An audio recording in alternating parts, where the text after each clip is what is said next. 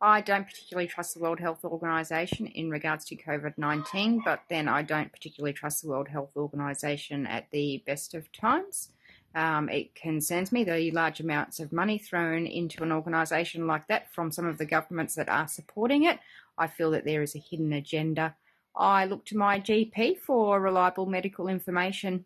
Do I trust the WHO now? Not really, because it was reported to them in December 2019 by China about this virus and pandemic. It wasn't until January that there was international concern, and not until March 2020 it was declared a global pandemic. If it was handled properly, lots of lives could have been saved and countries could have been more prepared with closing their airports and borders. Rapid testing could have been done, detection and response to cases of transmission done, protection equipment like gloves and masks and respiratory machines could become more readily available.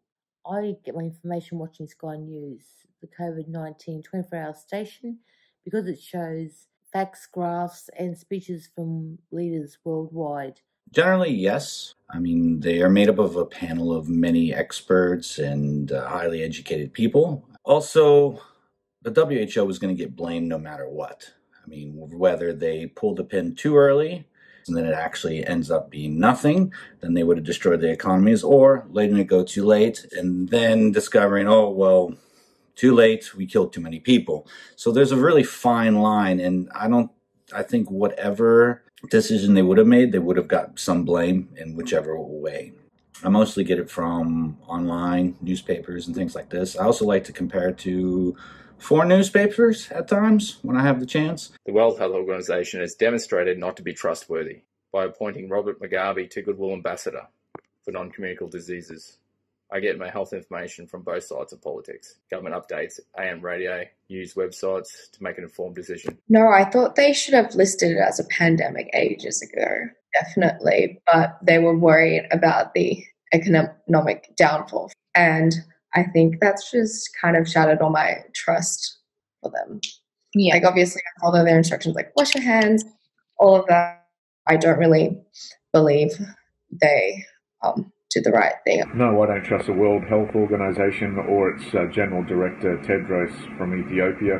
I believe the WHO failed in a big way in regards to giving accurate information early on regarding the pandemic, and that could have potentially saved thousands of lives in other member nations.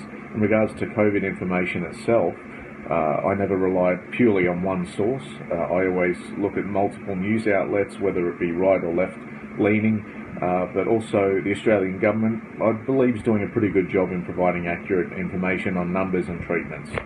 It's difficult to trust anybody when it comes to COVID-19 facts. The media seem to have whipped up a frenzy, and as serious as the pandemic is, it's difficult to know who to trust. I guess the ABC and the BBC back in England would be your go-to, but even then, the facts can be skewed. So always double check your facts and look deeper than the surface story, because there's always something more going on. Personally, I do trust the World Health Organization, mostly because I have to, and mostly because they have made us dependent on them for information regarding COVID-19. But I find that the best source of information for me regarding this pandemic is local news sources, state health associations, anything in your community, the people around you. They know what's happening around you, and I think that it's important to know what's happening around you first.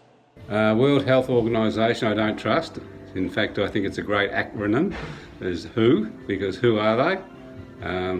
Wouldn't have a clue who they are. I think they're toothless tiger. Where I find out my information about COVID, I find it out from sunrise in the morning, and if I have to resource it a bit further, I go to the Queensland Government information page.